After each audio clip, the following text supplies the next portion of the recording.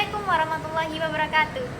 Oke teman-teman, kali ini saya beserta anggota kelompok saya akan menjelaskan teori teknik feminis.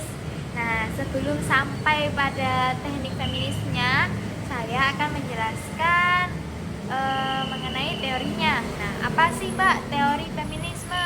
Nah, teori feminis ini merupakan teori yang paling terakhir ya dalam teknik konseling. Ini itu nomor ke-12. Dan teori ini memiliki perspektif atau pendekatan psikologis dan sosiologis. Jadi dalam teori teknik feminis ini tuh yang ditekankan itu psikologis sama sosiologis. Kenapa Mbak kok pakai sosiologis?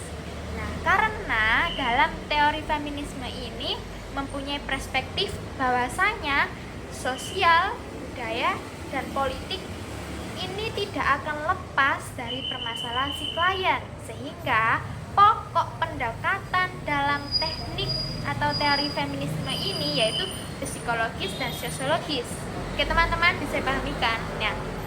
Kemudian sejarahnya itu apa Mbak? Kok ada teori feminisme ini?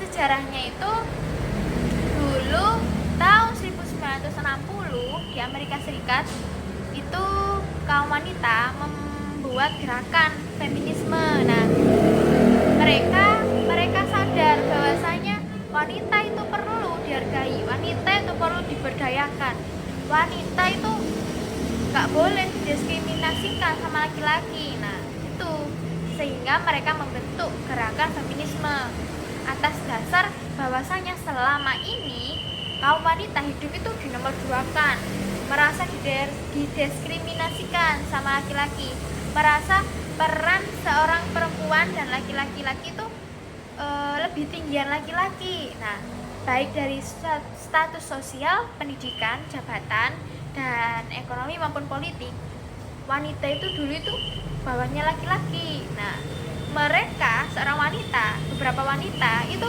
nggak punya hak untuk suara, menyuarakan hak mereka.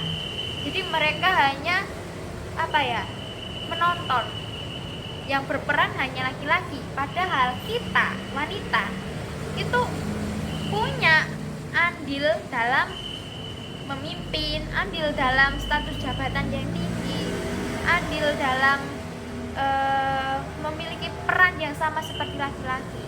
Karena sejatinya laki-laki dan perempuan itu sama. Nah, itulah yang mendasari adanya gerakan feminisme. Kalau saya lihat-lihat ya teman-teman, kalau dalam kehidupan sehari-hari kita itu yang bisa dikatakan menjadi latar belakang juga adanya teori ini tuh ungkapan seperti ini.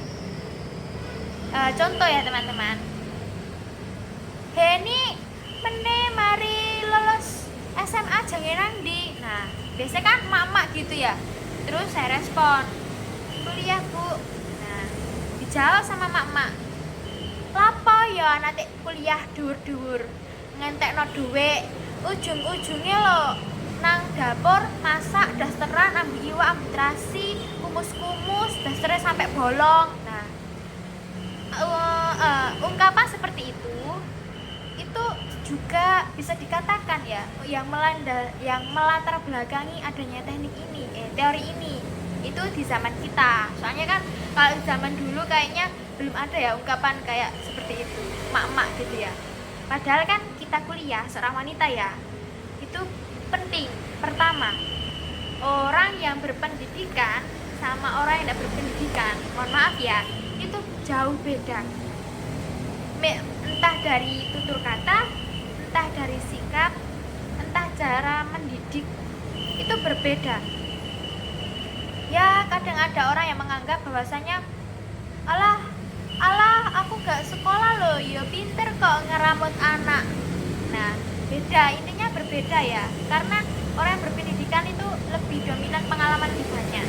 Kita seorang wanita yang nanti kedepannya tuh jadi ibu, kalau kita sekolahnya tuh ya mohon maaf belum tinggi atau masih ilmunya masih dikit lah, nanti kasihan anak kita. Nah, wanita itu berhak pintar gitu loh. Nah, makanya kalau ada orang yang berkata seperti itu, jawab aja, hak saya kan nanti bakalnya jadi emak-emak juga saya pingin jadi anak saya nanti biar punya pendidikan seperti saya. Karena pada dasarnya orang yang berpendidikan maupun yang tidak itu berbeda. Nah, kita itu perlu ya wanita ini. Nah, itulah yang mendasari atau yang melatar belakangi adanya teori teknik feminis. Nah, sekarang kita menginjak ke tekniknya. Teknik feminis itu ada 10 kalau tidak salah. Ya, 10. Di sini saya akan menjelaskan 3 dari 10 teknik tersebut. Nanti tujuannya akan dijelaskan oleh anggota kelompok saya. Nah, yang pertama yaitu teknik environment atau pemberdayaan. Nah, bagaimana sih Mbak prakteknya? Nah, kita sebagai konselor perlu dalam teknik ini ya, dalam teori ini perlu sekali memberdayakan si klien kita. Klien datang ke kita dalam keadaan masalah, punya masalah. Kan tidak mungkin seorang klien datang ke kita itu nggak bawa apa-apa. Mau ngapain Mbak? Nggak apa-apa Mbak, nggak kenapa-napa, nggak jadi. Kan nggak mungkin. Intinya itu seorang klien datang ke kita itu punya masalah. Nah, terkadang kan kita menjumpai kan beberapa klien yang pasif sekali, pasif. Jadi gimana teknik pemberdayaan ini yang semula klien kita yang pasif, terus kita kasih teknik ini, kita berdayakan menjadi aktif. Dengan cara apa? Contoh, klien datang, Assalamualaikum. Iya Mbak, Waalaikumsalam, silakan masuk. Nah, respon seperti ini bisa menumbuhkan rasa kenyamanan terhadap si klien, sehingga si klien yang awalnya memang dasarnya pasif banget ya orangnya, tertutup banget, ia itu bakal nyaman sama kita. Nah, kondisi nyaman seorang klien terhadap konselor itulah yang menggiring seorang klien tuh banyak omong. Terus tanpa kita pancing, ia mampu menceritakan semua masalahnya itu diceritakan. Nah, inilah bentuk pemberdayaan atau teknik pemberdayaan dalam teori feminis. Nah, kemudian teknik kedua yaitu membuka diri, pernyataan diri, membuka diri. Nah, maksudnya apa teknik ini? Teknik ini kan kadang kedudukan seorang konselor sama klien itu ada orang yang menganggap tinggian konselor. Nah, anggapan seperti ini tidak boleh dalam konseling. Dalam teknik ini loh ya, dalam teknik ini, dalam teori feminis. Bagi teori teknik feminis ini, teknik yang kedua ini tuh antara klien dan konselor itu sama. Jadi bagaimana kita memposisikan seorang klien itu sama dengan konselor, bukan aku konselornya, saya berhak kok, kamu harus seperti ini, kamu seperti ini. Nah, itu tidak boleh. Jadi dalam teori teknik feminis ini, yang teknik kedua itu kedudukan antara klien dan konselor itu harus sama. Yang konselor tidak boleh sombong, akhirnya ngajangin, akhirnya semena-mena menghadapi seorang klien. Waktu kliennya menangis, Mbak, ini kok nangisan? Nah, itu tidak boleh. Dalam teknik ini tuh kita harus menyetarakan. Nah, dengan apa? Dengan cara kita layaknya kita jadikan diri konselor ini seorang teman, layaknya teman bagi seorang klien.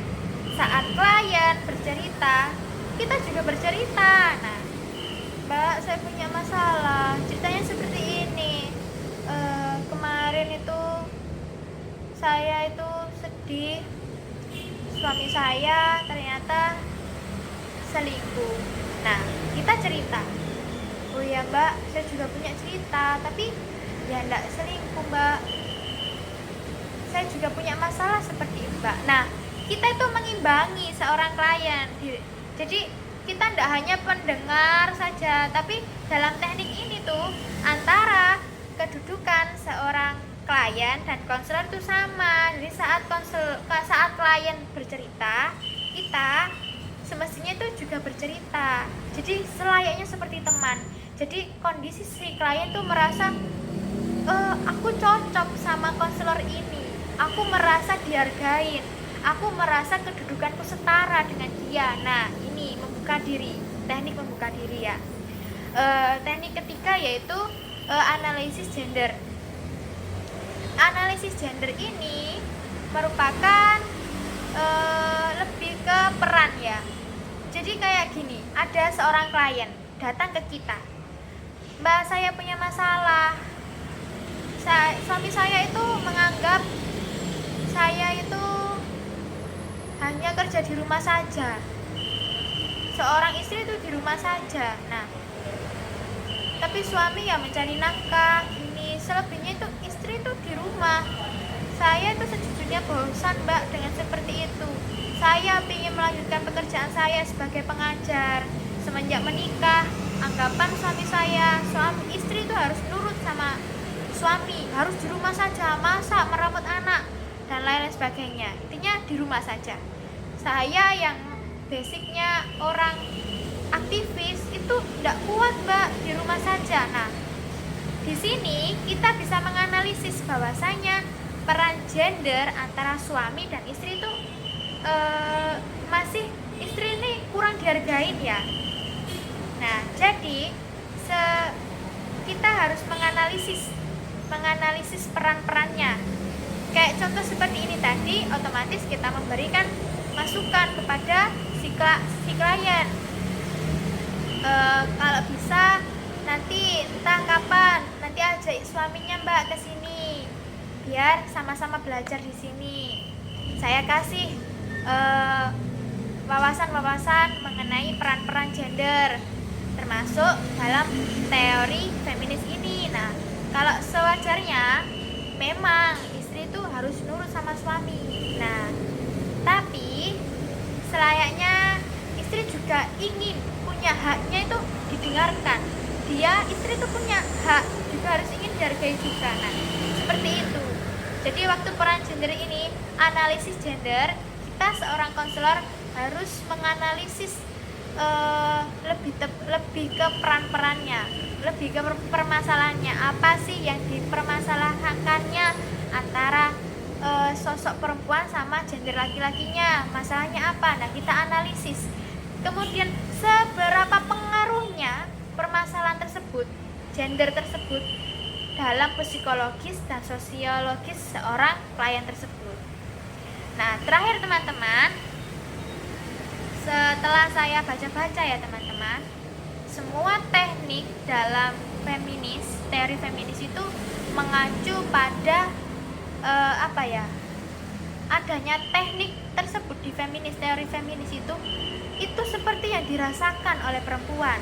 Contoh, kalau teknik yang pertama kan pemberdayaan. Nah, wanita itu selama ini belum merasa diberdayakan, merasa dinomorduakan, nggak pernah dihargai. Kita harus menghargai. Nah, nomor 2 seperti itu harus disetarakan. Jadi seluruh teknik dari teori feminis ini itu mengacu dari permasalahan-permasalahan yang dihadapi oleh wanita mulai dari zaman-zaman dahulu sampai sekarang. Makanya teori ini masih tetap ada gitu. Jadi menurut saya, kesimpulan dari saya, seluruh teknik dari feminis ini tuh mengacu terhadap permasalahan yang dihadapi atau yang melatar belakangi adanya teori ini. Oke teman-teman, cukup sekian yang dapat saya jelaskan. Kurang lebihnya saya mohon maaf. Semoga penjelasan dari saya mampu memberikan pemahaman-pemahaman, setidaknya adalah yang mampu kalian ingat. Nah, cukup sekian. Wassalamualaikum warahmatullahi wabarakatuh.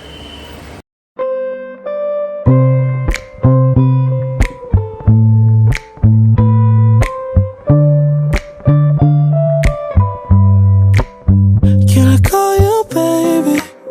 Can you be my friend? Can you be my lover up until the very end? Let me show you love. Oh, I don't pretend. Stick by my side even when the world is giving in. Oh. So don't you worry, I'll be there whenever you want me. I need somebody who can love me at my